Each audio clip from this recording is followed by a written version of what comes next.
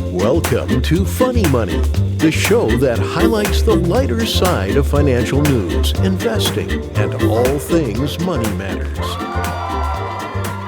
Welcome everyone to episode 5 of the Funny Money Show. I'm Troy Zimmerman, and today I'm going to be discussing with my buddy Nate Shields whether or not you guys should set up an LLC when you're starting your real estate investing business. This is a hot topic. We're going to dig into it, present some pros and cons. It's going to be really great, so make sure you stick around. But first, let's, for whatever reason, try this again. Let's go over to our show sponsor.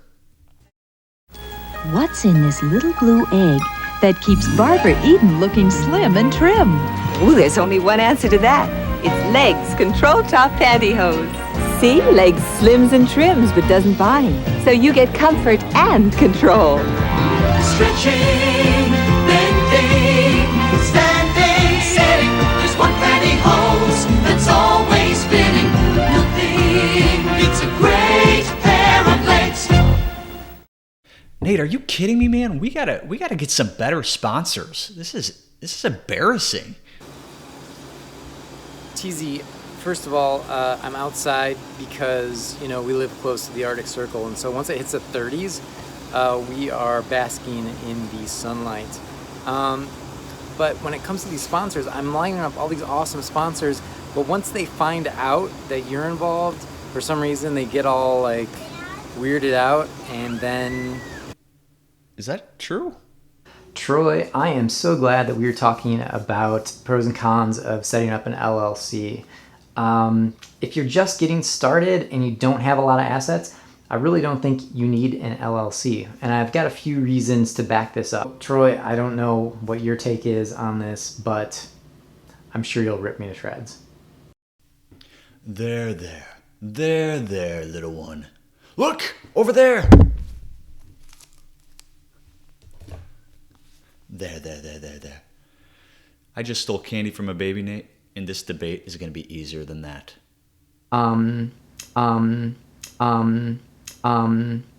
The expense associated with an LLC just might not be worth it to someone starting out. I mean, for us, it was almost $1,000, plus you have some ongoing fees and requirements depending on which state you're in. So weigh the pros and cons of that. So Nate, let's talk about those fees, man. I didn't know we were just coming up with a list of things we didn't like spending money on. I've got a long list of things I don't like spending money on. New socks, razor blades, my wife's trips to Target.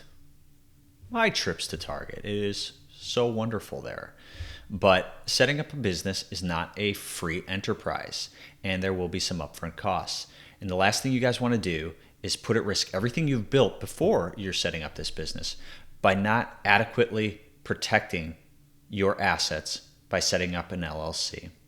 The upfront cost is not significant, but it's not a drop in the bucket, so budget accordingly. But the ongoing costs, they're nominal. They're a couple $100 a year, and as you grow and scale your business, this will represent such a small portion of your revenue. So definitely take a look, consider starting an LLC. You can do this online or with an attorney, whatever you feel comfortable with. But definitely look into it. Afford yourself that protection. Truly, if you're young, don't have assets, there's nothing to protect. The point of an LLC is to protect assets. So you really don't need it, in my opinion, at that point. So really, you just need to ask yourself the question, do I have assets? Would I miss them if I were to get sued because of something that happened? If the answer is no, then I don't think you need an LLC. Now, you can and should get an umbrella policy, some sort of liability policy to protect you while you are acquiring the first property, for sure. Oh, the old umbrella policy malarkey. Nate, you're trying to pull the wool over my eyes, buddy. I don't think so. An LLC is not the same as an umbrella policy or a liability policy. If you have a liability policy, that's great, but don't trade your LLC for a liability policy. Guys, if you have a liability or an umbrella policy, sure, hopefully it covers any claims against you, but it's not protecting your personal assets. Your personal assets are still out there and can be part of that lawsuit. In an LLC, anything that is outside of the LLC is protected and will not be part of that claim or lawsuit. So anyway, nice try, no go. Definitely continue looking at the LLC. Now, one other point that I think makes a lot of sense here is that if you are trying to get a loan through your LLC, especially a brand new one, you're probably going to be paying higher rates, higher fees, because the lender is looking at that LLC like a brand new thing. They don't necessarily have your credit and that kind of thing attached to it. I heard this analogy, this metaphor, whatever you want to call it, the other day. It was really apt, I thought. Someone was comparing a brand new LLC with basically a new baby. Don't let him talk to you that way. And what does a new baby have? Really nothing, especially when it comes to any sort of financial capabilities. So a lender is going to look at a new LLC and say, great, they've got an LLC with an EIN number, but there's no history, there's no income. So what are we going to do? We're going to charge them more money. So really what I would recommend is probably not getting an LLC if you're new, but you didn't hear it from me. All right, we're going to take a quick break, everyone, because we have a twofer for you today. 2 in a row. First, we've got Dr. Rogers, the statistician, with another amazing statistic.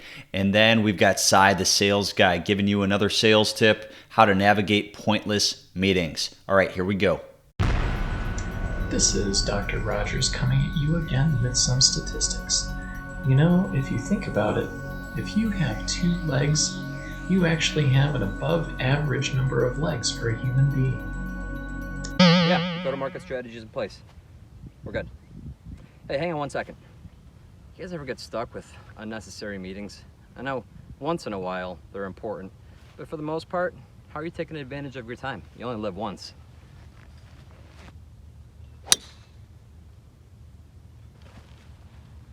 Exactly.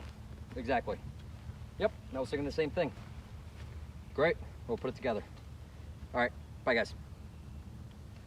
And that is how you take advantage of unnecessary meetings. As much as it kills me, Nate, I think I got to give you this one. Typically, if you're going to get a loan under the name of your LLC, you're going to end up with a commercial rate, which tends to be higher than if you were to go and get a loan in your personal name.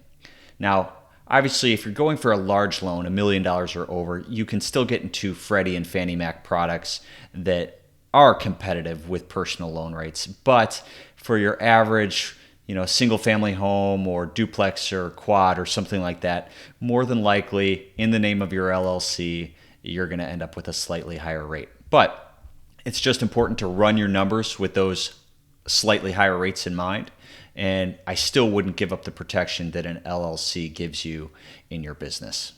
Hey, it is everybody's favorite time with Richie Rich Latart. It's time for the joke of the week. Well, all right, Rich. So before I tell a joke, I got to tell you something that happened to me. And so the other day, Lila's sitting next to me. Okay. And she's reading a book, and she looks at me and she says, "Can you hand me a bookmark?" Oh, no. And I just started crying. My name's not Bookmark. I just started crying. She's 10 years old and she doesn't know my name's Troy. Yeah, that's so sad. I knew what it was before you even said it. Yeah. Well, I got to come up with something better next week then. But now I have a dad joke as well. Well, again, I can give you more. Not that wasn't, but here's a dad joke. Please. All right, Rich. What do you call a fish with 2 knees? A toonie fish. I was trying to think of his head. A toonie fish. A toonie fish. All right. That's all I got this week. Jeez. Hey guys, thanks for sticking around for this show. We hope you found it valuable. Leave a thumbs up or a thumbs down, whatever you got for us. A comment if you got a question, and we will see you guys in the next video.